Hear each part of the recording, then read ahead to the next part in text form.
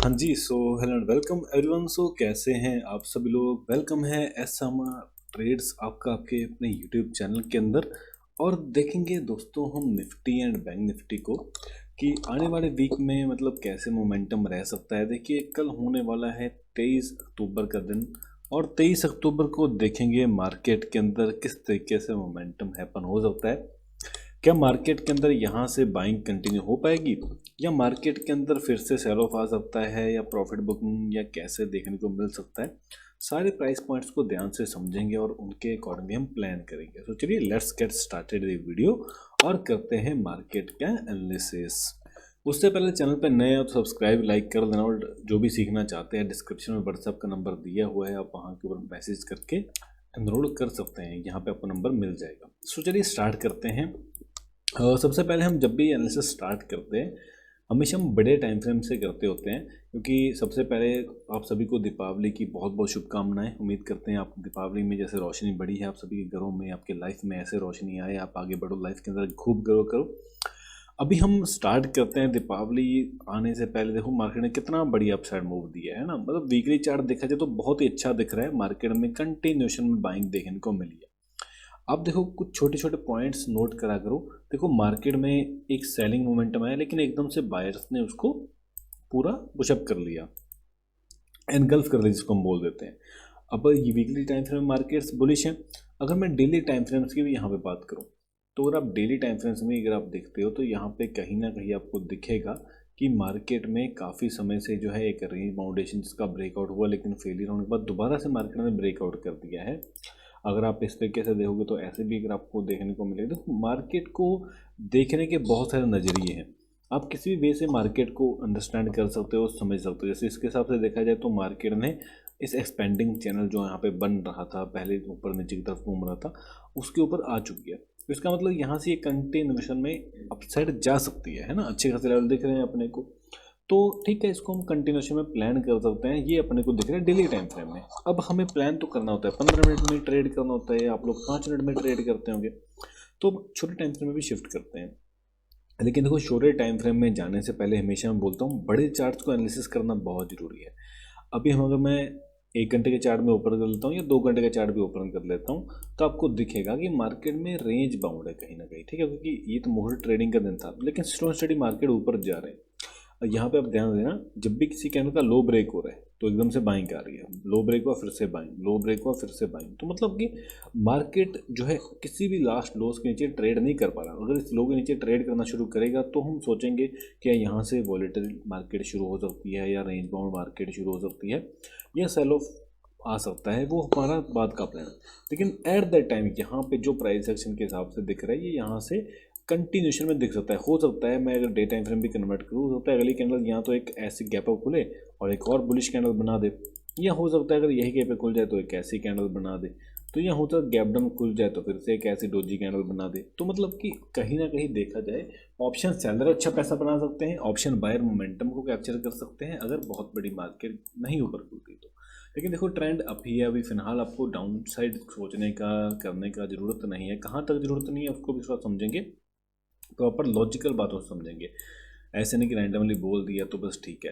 तो उसके हिसाब से हम थोड़ा इसको 15 मिनट में अभी हम आ चुके हैं। उससे पहले देखो यहाँ पे एट द टाइम आपको दिख रही है रेंज, जैसे मैं बताइए अगर ऊपर ज़्यादा तो कंटिन्यू करेगा करेगा। मेरे मार्केट कब तक बुलिश रहेंगे।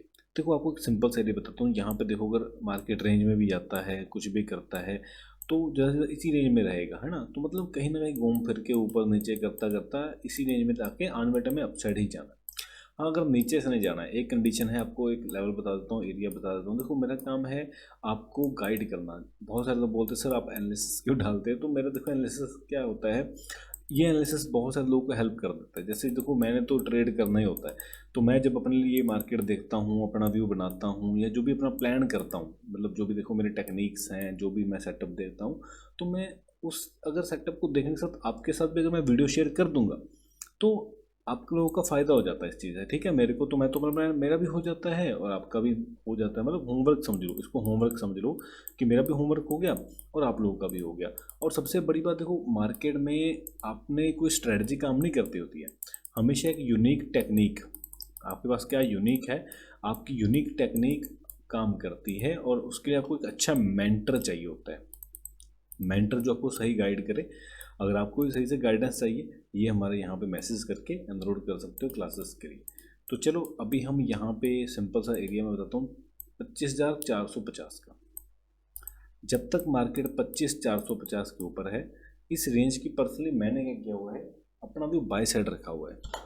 अब ध्यान देना, ऐसा नहीं कि अगर गिरेगा तो मैं बेचूंगा नहीं, ठीक है, इंट्राडे ट्रेड है तो मैं बेचूंगा। ये आपको पोजीशनल व्यू बता रहा हूँ, पोजीशनल व्यू मतलब पोजीशनल बेसिस के ऊपर ये लॉस हमारे लिए इंपॉर्टेंट है। जब तक मार्केट में ये मेंटेन है, हमारे लिए बाय ऑन डिप पर्सनली मैं इसको इस तरीके से प्लान करना पसंद करूँगा, क्योंकि ये सही है ना। तो इस तरीके से करके मैं अपना मतलब मान लो यहाँ पे आया, बाइंग देखी, फिर से बाइंग कर, नीचे और आया तो और बाइंग कर ली, नीचे और बाइंग कर दी, और यहाँ से फिर मार्केट फूट जाएगा। ठीक है, हाँ देखो होता क्या है, हम लॉस भी करते हैं, ऐसा नहीं कि कोई ट्रेडर लॉस नहीं करता, लेकिन देखो फिर उसके लिए हम क्या करते हैं, इंट्राडे में सेल भी तो कर सकते हैं। जैसे यहाँ पे देखो मैंने 3 लाइनें बना दी, यहाँ से गिरता है तो यहाँ तक टारगेट है, यहाँ से उड़ेगा तो बाय करेंगे, स्काल्प मिल गया, फिर गिरता है तो उड़ता है तो फिर से सेल करेंगे, यहाँ तक आया, यहाँ फिर से उठा तो फिर से बाय करेंगे, यहाँ पे घूम के फिर से नीचे आया तो और बाय करेंगे, और फिर यहाँ से मार्केट शूट अप हो जाएगा।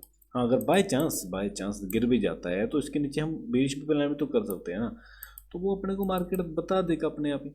तो आपको बस ज़्यादा दिमाग नहीं लगाना होता, हमेशा चीज़ों को सिंपल रखना होता है। जितना आप चीज़ों को सिंपल रखोगे उतना ही ज़्यादा आपके लिए अच्छी रहेंगी। अब मान लो कल के दिन गैप अप खुल के पहली कैंडल एक ग्रीन बन जाती है, तो उसके बाद अगर होल्ड करता तो ये चला जाएगा। मतलब आपको मेनली क्या देखना है, अगर मार्केट में चीज़ें होवर हो रही हैं, होल्ड कर रही है मार्केट, तो अपने लिए अच्छी बात है, वो कहीं ना कहीं ऊपर चली जाएगी। बट वही होल्ड नहीं कर पा रहा, फिर नीचे आ रहा है, तो फिर अपने को थोड़ा कॉशियस होना पड़ेगा कि हाँ ये होल्ड नहीं कर पा रहा तो यही कहीं पे रह जाएगा। तो ये अपने कुछ प्लान है, बाकी ज़्यादा कुछ देखने वाली बात है नहीं। बैंक निफ्टी का भी सिमिलर प्लान रखेंगे, वीकली चार्ट ओपन कर लो, बुलिश है, डे भी ओपन कर लो अपना, देखो पुराने हाईस, अगर मैं मंथली चार्ट खोलूँ तो all time high bank Nifty break कर रही है। तो बैंकिंग स्टॉक्स तो बैंकर जा रहे हैं, आपको देखा ही होगा आपने बैंकिंग स्टॉक्स को। तो बस हाँ, बाकी इसके अंदर थोड़ा सा आपको कॉशियस रहने का जरूरत भी है। अगर इसके नीचे जाता है क्या, तो ये तो सारे सपोर्ट ही है, लेकिन यहाँ से वॉलेटिलिटी क्रिएट कर सकता है। एकदम से सेलिंग नहीं सोचेंगे, मतलब वॉलेटिलिटी मार्केट में क्रिएट हो सकती है, इस तरीके से कह सकते हो। हाँ बट अगर गैप अप खुल जाता है, क्योंकि ऑल टाइम हाई ब्रेक है, तो ऐसा तो है नहीं कि यहाँ से गिर जाएगा एकदम से, फिर से गैप अप खुल जाता है तो स्ट्रॉन्ग कैंडल की बाई के ऊपर हम यहाँ पे प्लान कर सकते हैं अपसाइड का। तो ये बस अपना कुछ प्लान रहेगा। बाकी वीडियो अच्छी लगे लाइक सब्सक्राइब कर देना।